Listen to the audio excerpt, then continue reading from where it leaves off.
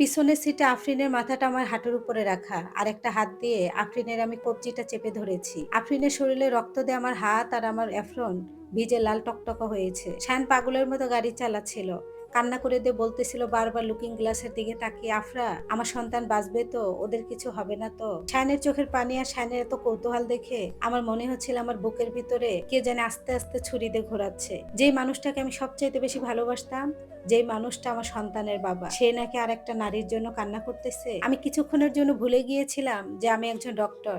ডক্টরদের emotion হলে চলে না। আমি যদি এখন নিজের কথা ভাবি, তাহলে এই মেয়েটা আর তার গর্ভে অনজাত সন্তান বাঁচবে না। এই মেয়েটাকে যেভাবেই হোক বাঁচাতে হবে।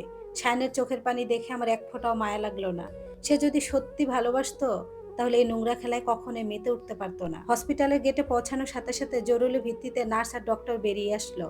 স্ট্রেচারে করে আফরিনকে ওটিতে নেওয়া হলো। আমি করিডোরে দাঁড়িয়ে আছি। কিছুক্ষণ পরে ওটি থেকে একজন ডক্টর বের হলেন। পারভেজ ভাই, আমার সিনিয়র কলিগ। উনি আমার মুখের দিকে তাকিয়ে গম্ভীর সুরে বললেন, ডক্টর আফরা, পেশেন্টের অবস্থা খুবই ক্রিটিক্যাল। ট্যান কেটে গেছে, প্লাস্টিক সার্জারি লাগবে। তার চাইতে বড় সমস্যা হলো প্রচুর ব্লাড লস হয়েছে। ইন্টারনালি ব্লাডের কারণে পেটের বাচ্চার উপরে প্রচুর প্রেসার পড়েছে। ইমিডিয়েটলি ব্লাডের ব্যবস্থা করতে হবে। শায়ন ওনার হাত চেপে ধরে বলল, স্যার আমার তো ব্লাড বি পজিটিভ। ওর ব্লাড গ্রুপ কি? আমি এখনই ব্লাড ব্যাংকে যাচ্ছি। ডক্টর পারভেজ বললেন, পেশেন্টের ব্লাড গ্রুপ ও নেগেটিভ, অত্যন্ত একটা রেয়ার গ্রুপ। আমাদের ব্লাড ব্যাংকে এই মুহূর্তে কোনো স্টক নেই। আপনাদের পরিচিত কেউ থাকলে আধা ঘন্টার মধ্যে ব্যবস্থা করুন, নয়তোবা মা বাচ্চা দুইজনই ঝুঁকিপূর্ণ। ও নেগেটিভ শুনে শায়নের হাত পা যেন অবশ হয়ে গেল। ও দেয়ালের মধ্যে পিঠ ঠেকিয়ে মেজের মধ্যে বসে পড়লো। ও ফোন বের করে পাগলের মতো সবাইকে ফোন দিচ্ছিল। কিন্তু এই দুপুরের মধ্যে একজন মুমূর্ষু রোগীর জন্য রক্ত জোগাড় করা চারটিখানি কথা নয়। ওর নিজের মাথা চুল টেনে ও পাগলের মতো ফ্লোরে বসে বসে কান্না করছিল। ও বুঝতে পেরেছিল নিজের একটা ভুলের জন্য আজ দুইটা জীবন নিপতে বসেছে।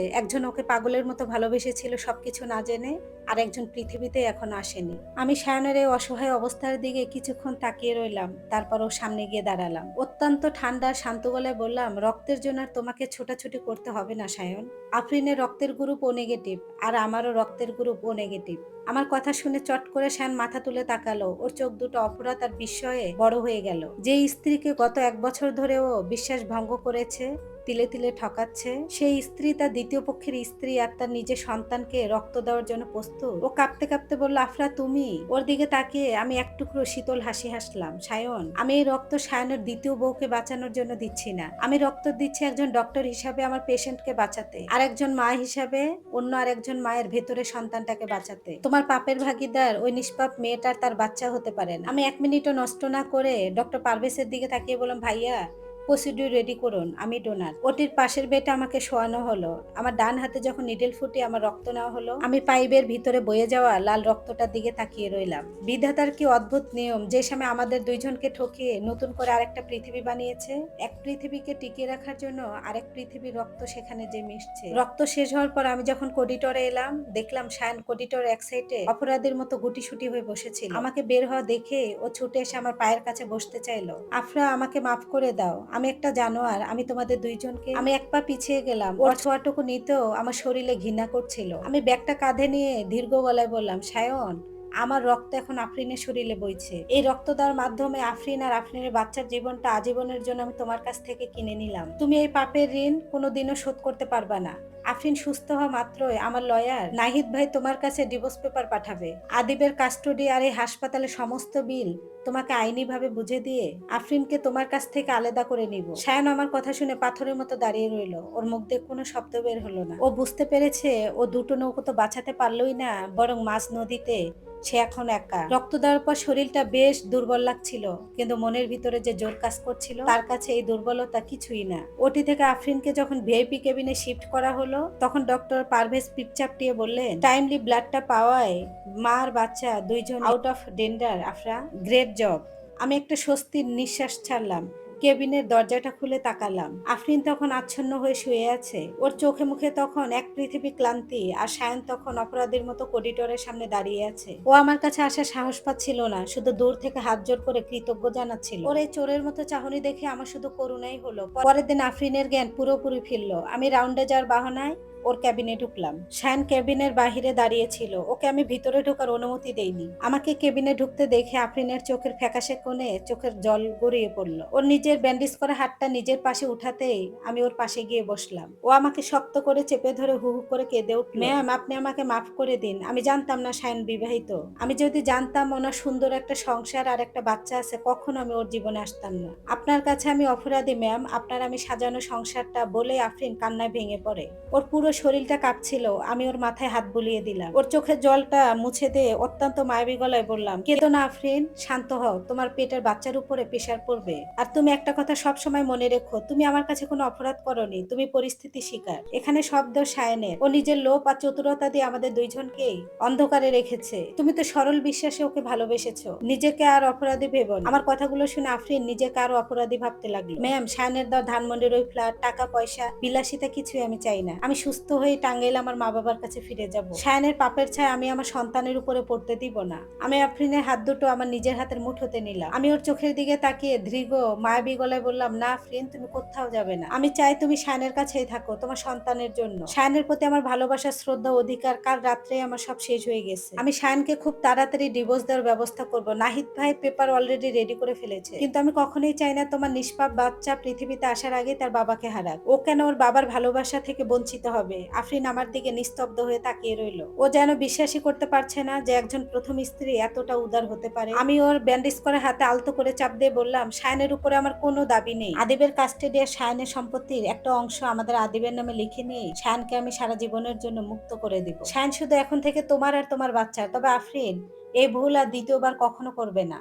আমাকে কথা দাও, নিজের জীবন শেষ করে দেওয়ার মতো বোকামি আর কখনো করবে না। সবসময় মনে রাখবে, তোমার ভিতরে আরেকটি প্রাণ এখন বড় হচ্ছে। আফরিন চোখের পানি ফেলতে ফেলতে মাথা নাড়লো। কথা দিচ্ছি ম্যাম, আমি আর এই বোকামি কখনো করব না। আপনার এই রক্তের ঋণ, আমাকে নতুন করে জীবন দেওয়ার ঋণ আমি কখনো ভুলবো না। আমি ক্যাবিন থেকে বের হয়ে আসলাম। করিডোরে শায়ান দাঁড়িয়েছিল। ও অপরাধীর গলায় এসে আমার সামনে বলল, আফরা, তুমি কি কোনোদিন সত্যি আমাকে ক্ষমা করতে পারবে না? আফরিনকে ওর বাসায় রেখে আমি তোমার কাছে। আমি ওকে হাত উঁচু করে থামিয়ে দিলাম। থামো শায়ন, তোমার এই দুই নৌকায় পা দিয়ে চলা স্বভাবটা কখনো গেল না। আমার শরীরের নেগেটিভ রক্ত এখন ও শরীরেও চলছে। এখন ও শুধু তোমার স্ত্রী না, আমার রক্ত দিয়ে বেঁচিয়ে রাখা একটা বোন। ওর কখনো ক্ষতি করার চেষ্টা করলে ডক্টর আফরা কি করতে পারে তোমার হয়তো জানা নাই। ভালো থেকো শায়ন, তোমার দ্বিতীয় পৃথিবী নিয়ে। করিডোর বেয়ে গেটের দিকে এগিয়ে গেলাম। মনে হচ্ছিল বুকের ভিতরটা কেউ যেন শক্ত করে চেপে ধরেছে, তবে কিছু বুঝতে দিলাম না। চেম্বারে বসতেই দুপুরের সূর্যের তাপটা আমার মুখে এসে পড়েছে। মনে হচ্ছিল আমার কাঁধে থেকে মস্ত বড় একটা দায়িত্ব নেমে পড়েছে, মস্ত বড় একটা চাপ নেমে গেল। শায়ানকে আফরিনের কাছে সঁপে দিয়ে আমি হেরে যাইনি, বরং একজন মা হিসাবে, একজন নারী হিসাবে জিতে গিয়েছি। গাড়িতে বসে ড্রাইভারকে বললাম, মায়ের বাসায় চলো, আদিবকে নিয়েই বাসায় ফিরবো। আমার আর শায়ানের 7 বছরের সংসার খুব শীঘ্রই কাগজে কলমে শেষ হয়ে যাবে। হাসপাতাল থেকে যখন মায়ের বাসায় পৌঁছালাম, তখন আদিব সোফায় বসে কার্টুন দেখছিল। ও আমাকে দেখে এসে দৌড় দিয়ে জড়িয়ে ধরল। আম্মু, তুমি এখন কোথায় ছিলে? পাপা কোথায়? ছেলের কপালে চুমু খেয়ে জোরে করে ওকে চেপে ধরলাম। এই নিষ্পাপ মুখটার দিকে তাকালে আমার শরীরে সব ক্লান্তি ফুরফুর করে উড়ে যায়। মনে মনে আমি নিজেকে বললাম, আফরা, তোমাকে এখন আদিবের জন্য আরো শক্ত হতে হবে। বিকালে যখন আদিবকে এনে আমাদের নিজের ফ্ল্যাটে ঘুরলাম, লকটা খুলতেই কেন জানি বুকটা ফাঁকা হয়ে গেল। এই সেই ঘর। 7টা বছর এই ঘরে শায়ানের সাথে গুছিয়ে সংসার করেছি। চারদিকে দেয়াল আমাকে যেন বিদ্রুপ করছে। আদিবকে আমি ওর রুমে পাঠিয়ে ফ্রেশ হয়ে ড্রয়িং রুমে এসে বসলাম। তখনই একটানা কলিং বেলটা বেজে উঠলো। দরজা খুলতেই দেখি শায়ান দাঁড়িয়ে আছে। ওর চুলগুলো উস্কো খুস্কো, চোখ দুটো লাল হয়ে ফুলে গেছে। ও শার্টের হাতাটা কোসকানো, বাটনও খোলা। হসপিটাল থেকে ডিসকাস করিয়ে সরাসরি ও এখানে ছুটে এসেছে। আমাকে দেখে ও পাগলের মতো ড্রয়িং রুমে ঢুকে পড়লো এবং আমার 2 হাত চেপে ধরে ডুকরে কেঁদে উঠলো। আমার এই নীরব ভাবে সবকিছু মেনে নেওয়া কোনোভাবে যেন সহ্য করতে পারছে না। আফরা, আমি শেষ হয়ে গিয়েছি, প্লিজ আমাকে এভাবে তাড়িয়ে দিও না। আমি এই পরিণত জীবনও চাইনি আফরা, আমি একটা জঘন্য ভুল করে ফেলেছি, আমাকে ক্ষমা করে দাও। শায়ান সোফার পাশে বসে বাচ্চাদের মতো হাঁটু গেড়ে কাঁদতে লাগলো। ওর এই কান্না দেখে আমার এতটুকু মায়া হলো না, বরং তীব্র এক ঘৃণার জন্ম হলো। আমি ঝটকা দিয়ে ওর হাত থেকে নিজেকে সরিয়ে নিলাম। চিৎকার করে অবজ্ঞ গলায় বললাম, তোমাদের মতো পুরুষের কাছে সব সম্ভব শায়ন, আমার সামনে এত অভিনয় করতে হবে না। আমি তো তোমাকে মুক্ত করে দিয়েছি। শায়ন আমার পা জড়িয়ে ধরার চেষ্টা করে বলল, এটা কোনো অভিনয় নয় আফরা, আমি আদিবকে ছাড়া কিভাবে থাকবো? আর আদিবও আমাকে ছাড়া থাকতে পারবে না। আমার ছেলেকে ছাড়া আমি এক মুহূর্ত বাঁচবো না, ও আমার কলিজা। তুমি আইনি ভাবে আদিবকে আমার কাছ থেকে সরিয়ে নিও না। ওর কাছ থেকে আমি সরে গিয়ে চাবুকের মতো গলায় বললাম, আদিবের জন্য এখন এত টান কোথায় থেকে আসলো শায়ন? যখন একটা মেয়ের বুকে অন্য একটা জীবন করছিলে। ছেলে। শোনো সায়ন, এই একটা ফ্ল্যাট আর আমার বাচ্চার সমস্ত দায়িত্ব আমি একাই নিব। আর আমার আদিবকে বড় করার জন্য কোনো দয়ার তোমার প্রয়োজন নেই। তোমার কোনো ছায়ায় আমি ওর উপরে পড়তে দিব না। সায়ন আরো জোরে জোরে কেঁদে উঠলো। বড় একটা দীর্ঘ শ্বাস ফেলে বারান্দার দিকে তাকালাম। একজন নারী তার স্বামীর ভাগ কখনো কাউকে দিতে পারে না। স্বামীকে ভাগ করার চাইতে আলাদা থাকা অনেক শান্তি। অন্তত চোখের সামনে তো পড়বে না। সায়ন আমার কথাগুলো শুনে তার কান্নার আওয়াজ যেন গলায় বেঁধে গেল। শায়ন বুঝতে পারলো ডক্টর আফরা তার জীবনে আর কখনো ফিরবে না। ওই দিন শায়ন চোখে পানি এক বুক শূন্যতার ভাঙা পানি আমাদের চিরচেনা ফ্ল্যাট থেকে বের হয়ে যায়। কেটে যায় 6টা মাস। 6 মাস পর নাহিদ ভাই আমার টেবিলে ডিভোর্সের কাগজটা আনে, আমিও সই করে দেই। আইনি ভাবে আমাদের ডিভোর্সটা হয়ে গিয়েছে। শায়ন এখন নিয়মিত অফিসে যায়। আফরিন এখন ওর জন্য মজার মজার খাবার রান্না করে ওর পাশে হাতটা দিয়ে বসে থাকে। কিন্তু শায়নের চোখে ডক্টর আফরা আর তার ছেলে আবিরকে হারানো শূন্যতা তাকে প্রতিনিয়ত কুরে কুরে খাচ্ছে। তার শূন্য বুক এখনো পূর্ণ হয়নি। আমি চাইলেই সেদিন পারতাম শায়নের জীবন থেকে আফরিনকে সরিয়ে দিতে, কিন্তু আমি এটা করিনি। আমি থাকার পরও যে পুরুষ অন্য একটা নারীকে তার জীবনে এনেছে সেখানে আমি কখনোই থাকবো না। আমি সেদিন শায়নকে ফিরিয়ে দিয়েছিলাম। শায়ন একটাবারও বুঝতে পারেনি।